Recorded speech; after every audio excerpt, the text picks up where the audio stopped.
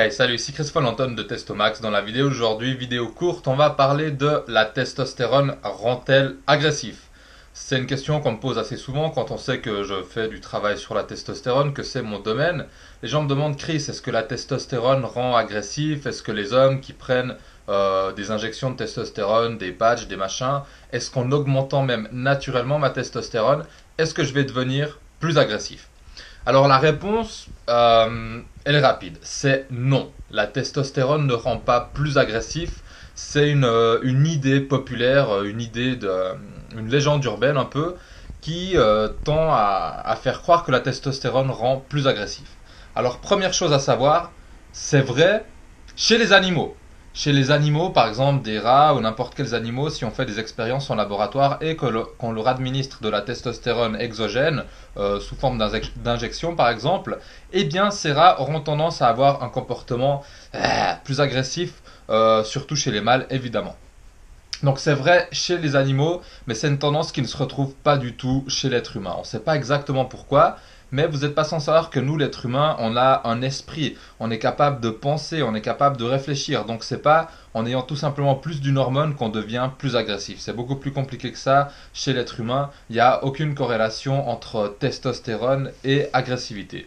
Une autre chose qu'on a remarqué, c'est que chez un groupe d'hommes à qui on donnait soit de la testostérone, soit un placebo, et ensuite on leur demandait de faire un don pour une œuvre de charité, eh bien les hommes à qui les hommes qui avaient reçu la vraie testostérone plutôt que le placebo, eh bien, étaient plus généreux pour donner de l'argent à une œuvre de charité. Et ça, c'est plutôt surprenant. Ça veut dire que les hommes qui avaient le plus de testostérone donnaient plus d'argent pour à une association caritative, une œuvre de charité.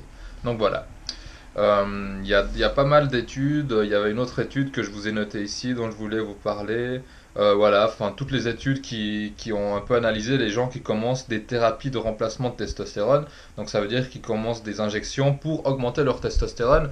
Eh bien, ça a un peu posé la question de voir si leur comportement changeait en termes d'agressivité. Eh bien, en termes d'agressivité, leur comportement ne change pas de manière significative. Il n'y a aucune corrélation entre testostérone et agressivité chez l'être humain. Ce qu'on a remarqué, c'est que les hommes avec plus de testostérone sont plus motivés, ils se sentent généralement plus heureux, ils mettent leur niveau de bonheur, leur niveau de bien-être plus haut, mais ça n'a aucun rapport avec l'agressivité, ça a juste un rapport avec l'envie, avec la motivation, avec l'énergie, avec le désir sexuel. Mais si vous êtes quelqu'un de bon, si vous êtes quelqu'un qui savait gérer vos pulsions, qui savait gérer vos émotions, qui savait vous gérer, c'est pas parce que vous avez plus de testostérone que tout à coup vous allez devenir un gros gorille qui a envie de tout casser et de frapper tout le monde. C'est complètement débile, aucun rapport entre testostérone et agression.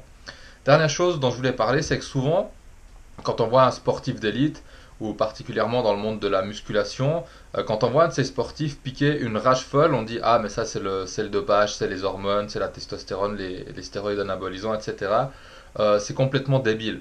Parce que dans le monde entier, il y a chaque jour des assassins qui commettent des crimes, des gens qui pètent un câble, qui machin, et ils n'ont pas nécessairement un taux de testostérone élevé ou ils ne sont pas nécessairement dopés.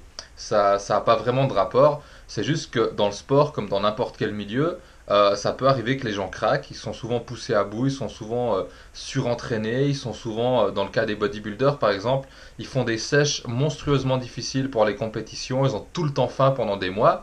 Et donc, quand ils craquent, on dit, bon, sans doper, c'est la testostérone. Non, ça n'a pas de rapport, c'est juste leur personnalité, c'est juste qu'ils sont poussés à bout, etc., etc. Donc voilà, j'espère que ça répond à vos questions. N'oubliez pas, comme à chaque fois, cliquez ici pour découvrir la méthode Testomax, le programme pour booster naturellement, à 100% naturellement, votre testostérone.